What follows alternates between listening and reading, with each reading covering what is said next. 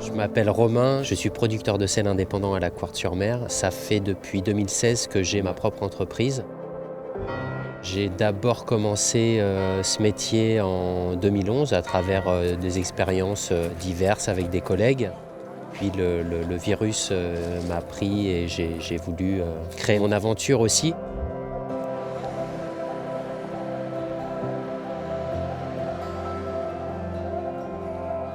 On ne devient pas saunier comme ça, forcément. Je suis passé par des étapes d'apprentissage. Il n'y a pas 36 000 façons, hein.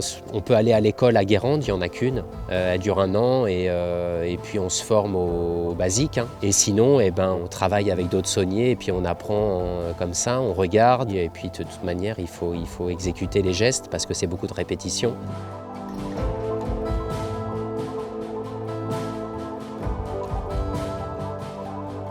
Le premier marais salant que j'ai a 28 carreaux, donc sur des belles saisons, il peut produire 100 kg de fleurs de sel par carreau et 1 tonne de gros sel par carreau. Le gros sel, lui, se forme au contact de l'argile, vraiment sous l'eau. Et la fleur de sel, elle affleure l'eau. Pour moi, c'est la meilleure des définitions. C'est vraiment, elle est à la surface de l'eau. Et elle se crée entre midi et 16 heures. On la cueille à la surface de l'eau. On utilise forcément l'eau de mer, qui va être notre matière première. Quand les marées montent, forcément, on fait rentrer de l'eau dans des chenaux. L'eau rentre directement dans un grand bassin qui est juste ici.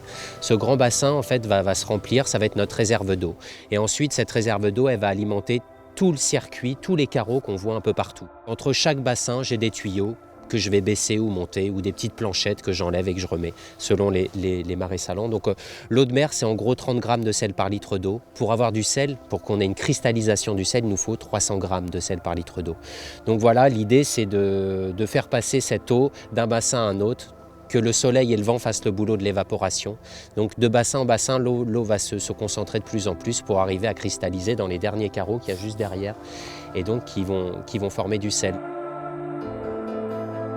Là, derrière nous, on a le deuxième marais salant que je suis en train de remettre en état. C'est un marais salant qui fait 60 carreaux en tout. Je vais en occuper 30 et mon voisin en face en occupera 30 aussi. Donc c'est un marais qu'on se divise en deux. Quand on est producteur indépendant, il faut absolument avoir du stock. Et donc ce deuxième marais était finalement essentiel pour pérenniser un petit peu le projet, continuer l'aventure de mon entreprise. Pour mener à bien ce projet, il faut déjà avoir les connexions pour avoir un marais salant, parce que c'est de plus en plus compliqué. C'est un terrain privé, donc il appartient à un propriétaire. Ça appartient pas au littoral. On a signé un bail, c'est un fermage, et puis l'aventure a commencé. Il y a eu un montage de dossier qui a pris un petit peu de temps, que l'on fait avec la EMA, qui est une association des étangs des marais de Lille, qui eux viennent avec des pelleteuses et viennent faire le premier dégrossi. Et ensuite, c'est la partie à faire à la main pendant l'hiver.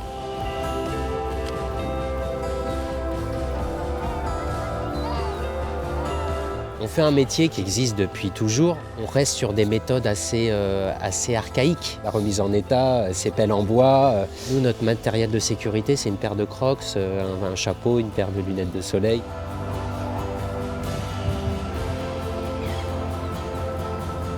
Saunier sur l'île de Ré, c'est un privilège de faire ce métier, de perpétuer des traditions. Tu te dis que ce marais, les dernières traces de sel, elles remontent à 1970, que bien avant ça, les anciens travaillaient tous dans le sel ou dans les vignes. Voilà, donc c'est assez gratifiant de continuer un peu leur histoire. Pour moi, l'île de Ré, ça représente beaucoup de choses. C'est ma seconde maison. Voilà, je suis natif des montagnes, je suis savoyard, mais mon cœur est sur l'île de Ré, clairement. C'est l'endroit où je me sens bien, c'est l'endroit où tous les jours, quand je me réveille, je me dis que j'ai une chance incroyable d'être sur cette île. Il n'y a pas une journée où je me dis que je n'ai pas de la chance de vivre ici, quoi.